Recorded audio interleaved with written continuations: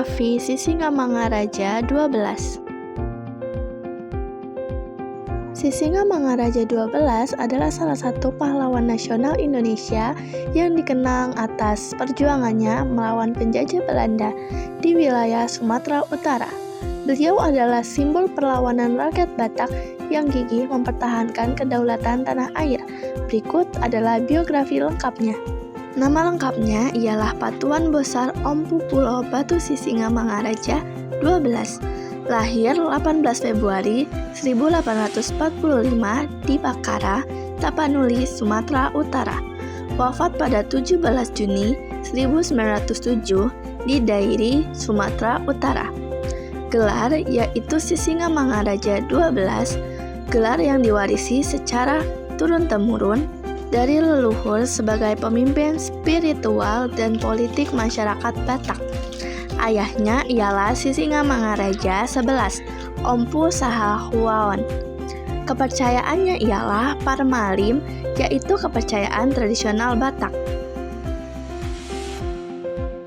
Sisingamangaraja 12 lahir dalam keluarga bangsawan Batak yang menganut tradisi dan adat istiadat yang kuat.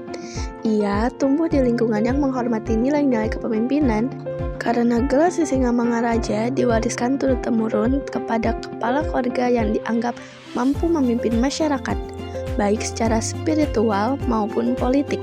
Setelah ayahnya, yaitu Sisingamangaraja 11, wafat, ia mewarisi gelar tersebut pada usia 17 tahun.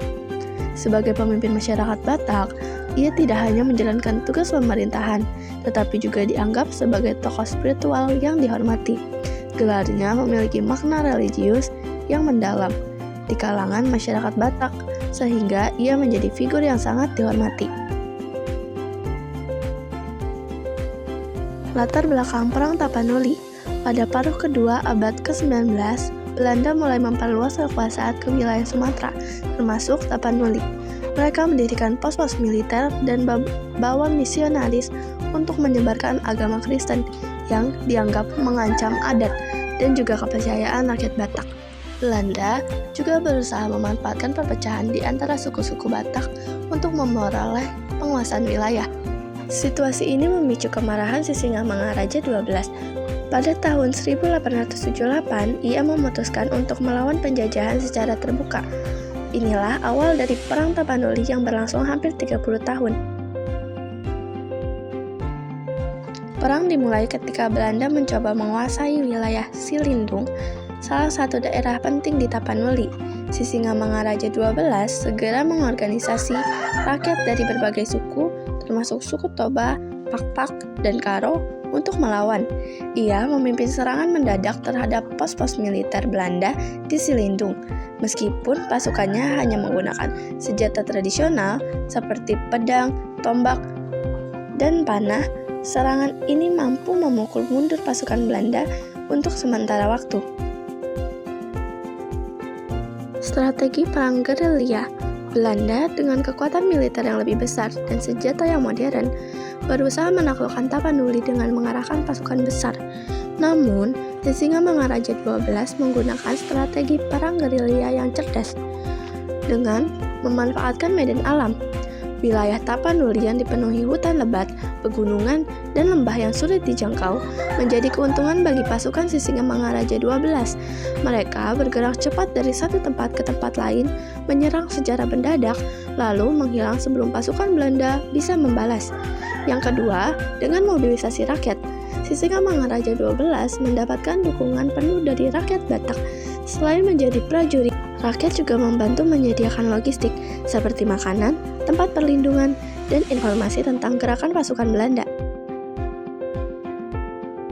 Dukungan dari Aceh. Dalam perjuangannya, Sisingamangaraja 12 membangun aliansi dengan Kerajaan Aceh, yang saat itu juga berperang melawan Belanda dalam Perang Aceh. Aceh memberi bantuan berupa senjata dan amunisi. Kerjasama ini mencerminkan solidaritas antar wilayah di Sumatera dalam menghadapi penjajah. Tekanan besar dari Belanda 1900 sampai 1907. Pada awal abad ke-20, Belanda meningkatkan upaya untuk menundukkan Tapanuli. Mereka menggunakan strategi adu domba yaitu Belanda memanfaatkan perselisihan internal antara suku-suku Batak untuk melemahkan kekuatan Sisingamangaraja XII. Yang kedua ialah pengepungan total. Belanda mengepung wilayah-wilayah yang menjadi basis gerilya, termasuk daerah Bakara, Humbang, dan Dairi. Mereka juga membakar desa-desa dan menangkap penduduk yang diduga mendukung perjuangan Sisingamangaraja XII. Setelah bertahan hampir 30 tahun, perjuangan ini mencapai akhirnya pada 17 Juni 1907, ketika Belanda menemukan lokasi persembunyian Sisingamangaraja XII di Sionom Hudon, Dairi. Pasukan Belanda dipimpin oleh Kapten Hans Christoffel, Belanda melancarkan serangan besar-besaran dengan pasukan bersenjata lengkap. Pengorbanan terakhir dalam pertemuan sengit ini, Sisingamangaraja XII gugur bersama dua anaknya, yaitu Patuan Nagari dan Lopia, serta beberapa pengikut setianya. Gugurnya Sisingamangaraja XII menandai berakhirnya Perang Tapanuli, tetapi semangat perjuangannya tetap hidup di hati rakyat. Warisan dan penghormatan. 1. Pengakuan sebagai pahlawan nasional. Pada tahun 1961, pemerintah Indonesia menetapkan Sisingamangaraja XII sebagai pahlawan nasional Indonesia karena pengorbanannya dan perjuangannya melawan penjajah Belanda. Pengakuan ini menjadi simbol penghormatan atas perjuangannya untuk mempertahankan kedaulatan rakyat Batak dan adat istiadatnya. 2. Inspirasi perlawanan Sisingamangaraja XII menjadi simbol semangat perjuangan rakyat melawan penindasan. 3. Nama jalan dan tempat namanya diabadikan dalam berbagai nama jalan, universitas, dan institusi di seluruh Indonesia. 4. Formalin dan warisan budaya sebagai penjaga kepercayaan tradisional Formalin. Ia juga dikenang sebagai pelindung adat dan budaya Batak yang hingga kini tetap hidup di tengah masyarakat Batak. Kesimpulannya ialah Sisingamangaraja XII bukan hanya seorang pemimpin perang, tetapi juga figur spiritual yang dihormati. Perang Tapanuli yang dipimpinnya mencerminkan keteguhan hati rakyat Batak untuk melindungi tanah air, budaya, dan keyakinan mereka. Meskipun ia gugur dalam pertempuran, perjuangannya menjadi inspirasi bagi generasi selanjutnya dengan melawan segala bentukan penindasan. Semangat heroiknya terus dikenang sebagai bagian penting dari sejarah perjuangan bangsa Indonesia.